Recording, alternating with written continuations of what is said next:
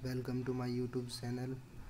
Today I am presenting some important and general agriculture questions. These are useful for every agriculture students because they are asked in many agriculture related exams. So today we have now discussing important questions. These are first question is which of the following is not an insecticides. तो देखिए दोस्तों, अब आप देखिए parathion है अपना, वो क्या है, पेस्टिसाइड है। ठीक है, एल्ड्रिन है, वो भी अपना पेस्टिसाइड है। और ये ट्राइजीन है, ये अपना हर्बिसाइड है। ठीक है, और जो ये बाइगोन है, ये भी अपना पेस्टिसाइड है। क्योंकि आप लोगों को पता है जो ट्राइजीन है ना, ये क्या करता है, ईटीएस को बंद कर देता है। ईटीएस को बंद कर देता है। तो ईटीएस के बारे में आपको पता होगा, इलेक्ट्रॉन ट्रांसपोर्ट सिस्टम। तो ईटीएस को बंद कर देता है, इस वजह से ये एक हर्बिसाइड है। जबकि आप लोगों को पता है पैराथियान, एल्ड्रिन, बाइगोन ये सभी एक पेस्टिसाइड है। ठीक है दोस्तों, तो अब चलते हैं अगले क्वेश्चन की तरफ। अगला क्वेश्चन है which of the following is not a micro irrigation system. देखिए क्या कहा है, not a micro irrigation.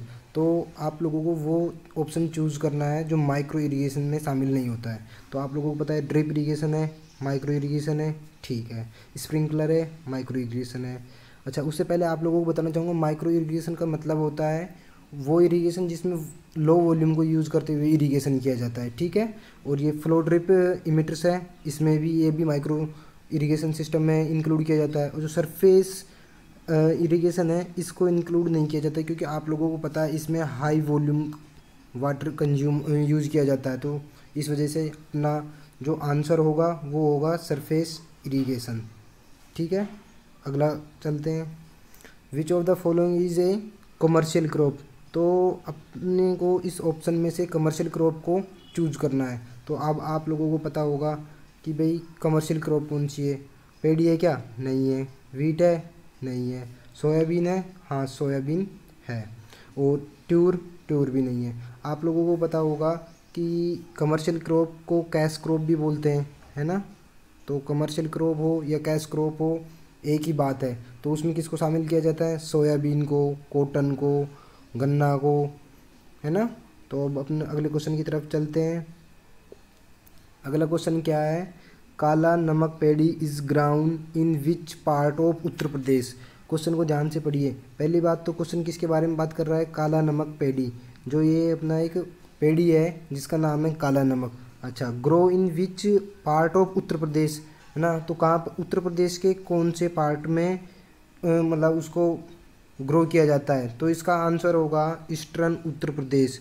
Eastern Uttar Pradesh भी कौन सी साइड में आता है, जिस साइड में गोरखपुर है उस साइड वाला पार्ट आता है ना, वो अपना ईस्टर्न उत्तर प्रदेश है। ठीक है दोस्तों, अब अगले क्वेश्चन की तरफ चलते हैं। विच of the cultivation of crop with an annual rainfall is less than. देखिए दोस्तों, क्वेश्चन को पढ़ते टाइम गलती मत किया करो। अगर क्वेश्चन को सही से पढ़ लिया तो आधा क्वेश्चन तभी हो जाता है। इसने क्या कहा है, रेनफॉल कितनी है, लेस देन 750 mm। तो अगर 750 mm से लेस देन रेनफॉल होती है तो उसको अपन लोग ड्राई फार्मिंग बोलते हैं क्या। ठीक है, जबकि इसमें रेन फीड में क्या होता है, 70 mm से ज़्यादा होता है। तो अपना करेक्ट ऑप्शन क्या है, सेकंड। ठीक है, अगले क्वेश्चन की तरफ। हाँ तो दोस्तों, अब अपने अगले क्वेश्चन की तरफ चलते हैं। अपना अगला क्वेश्चन क्या है, अगला क्वेश्चन है which of the following is a branch of agriculture. Agriculture की कौन सी ब्रांच है, science which deal with principle and practice of soil water and crop management. तो दोस्तों आप लोगों को पता होगा एग्रीकल्चर की ऐसी क्वेश्चन क्या बोलना चाह रहा है, एग्रीकल्चर की ऐसी कौन सी ब्रांच है जिसमें सोइल वाटर और क्रॉप मैनेजमेंट के प्रिंसिपल और प्रैक्टिस को किया जाता है। तो वो अपनी होती है एग्रोनॉमी।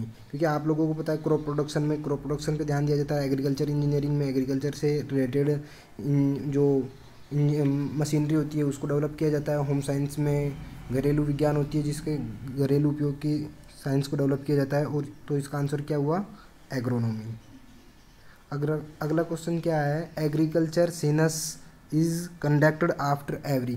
तो इसको समझने से पहले आप लोगों को ये समझना होगा एग्रीकल्चर सेनस क्या है। तो एग्रीकल्चर सेनस, इसका हेड ऑफिस कहाँ है, हेड ऑफिस है इसका दिल्ली। ठीक है, और ये क्या है, एग्रीकल्चर एनएस क्या है, एक broader system of collection of statics है। मतलब इसका काम क्या है, अपने एग्रीकल्चर से रिलेटेड डाटा को कलेक्ट करना है, जो कि एक ब्रॉड सिस्टम है, नैरो सिस्टम नहीं है। तो ये कितने कंडक्टर आफ्टर एवरी ईयर, इसने मुझे कितने साल के बाद करता है, तो ये every 5 year after data collect करता है। ठीक है दोस्तों, अगले क्वेश्चन की तरफ चलते हैं।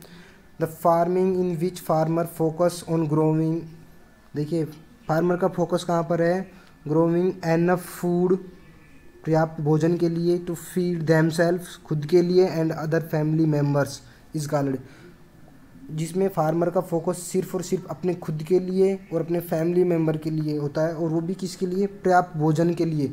वो कमर्शियली यूज़ के लिए उसको प्रोडक्शन नहीं कर रहा है क्रॉप का, तो उसको अपन क्या बोलते हैं, सब्सिस्टेंस एग्रीकल्चर। क्योंकि आप लोगों को पता है ऑर्गेनिक फार्मिंग में जैविक खेती की जाती है, ऑर्गेनिक में फर्टिलाइजर मैन्यूर का यूज़ करते हुए की जाती है, इंडस्ट्रियल फार्मिंग में इंडस्ट्री के हिसाब से की जाती है ना।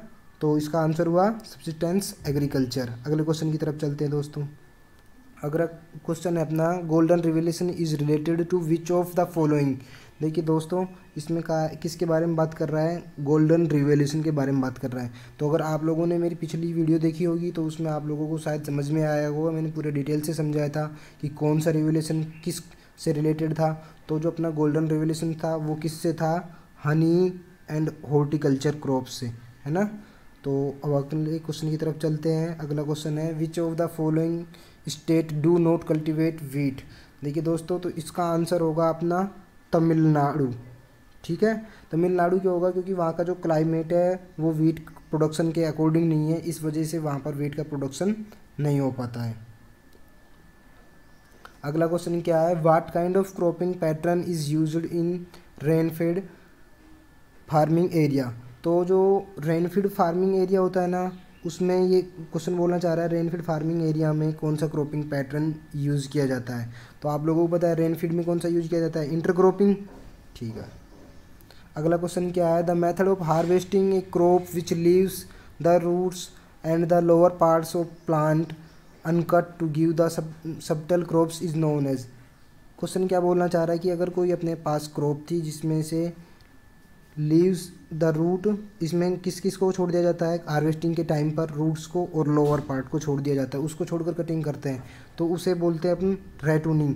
क्योंकि रेटूनिंग का मतलब यही होता है कि जब एक बार क्रॉप में मतलब हार्वेस्टिंग करते हैं तो उस टाइम जो प्लांट होता है उसका नीचे का पोर्शन और रूट्स को छोड़ देते हैं, ताकि अगली बार से अपने को प्लांटिंग नहीं करनी पड़े। इसको बोलते हैं रेटूनिंग। रेटूनिंग किस किस में की जाती है, आप लोग जानते हैं, राइस में की जाती है, शुगर केन में की जाती है, बनाना में की जाती है। ठीक है दोस्तों, आगे चलते हैं। विच of the following fruit has maximum area under cultivation. देखिए दोस्तों, क्या बोल रहा है, फ्रूट्स की बात कर रहा है, मैक्सिमम एरिया अंडर कल्टीवेशन की बात कर रहा है क्या। ठीक है, तो इसमें अपना आंसर आएगा सीधा सीधा मैंगो, फलों का राजा है। ठीक है, अगला क्वेश्चन क्या है, jute cultivation in India is concerned in delta area of which of the following rivers. जो अपना जूट का कल्टीवेशन किया जाता है वो कौन से जो रिवर होती है जो डेल्टा निर्माण करती है, तो वहाँ पर किया जाता है, तो इसका आंसर होगा गंगा। ठीक है, अगला क्वेश्चन क्या है, what culture should be given priority in groundnut cultivation. तो आप लोगों को पता होगा ग्राउंड नट है अपना, ग्राउंड नट क्या है, एक लेग्यूम है क्या। ठीक है, तो आप लोगों को पता है लेग्यूम के कल्टीवेशन के लिए कौन से उसको कल्चर को प्रायोरिटी दी जाती है, राइजोबियम को। ठीक है, तो इसका आंसर क्या हुआ, राइजोबियम। थैंक यू दोस्तों, अब आप लोगों को समझ में आया होगा कि एग्रीकल्चर से रिलेटेड क्वेश्चन होते हैं उनको एग्ज़ाम में कैसे अटैम्प्ट करते हैं और कैसे उनको आंसर दिया जाता है, ताकि अपना जो आउटपुट है वो मैक्सिमम आए और एफर्ट कम से कम हो। तो दोस्तों, आप लोगों को आशा करता हूँ मेरी वीडियो अच्छी लगी होगी, क्वेश्चन समझ में आया होगा। अगर आप लोगों को वीडियो अच्छी लगी हो तो लाइक शेयर कमेंट करना, ताकि और भी लोगों के पास ये वीडियो पहुँच सके और उनको भी क्वेश्चन कैसे किया जाता है समझ में आ सके। थैंक यू दोस्तों।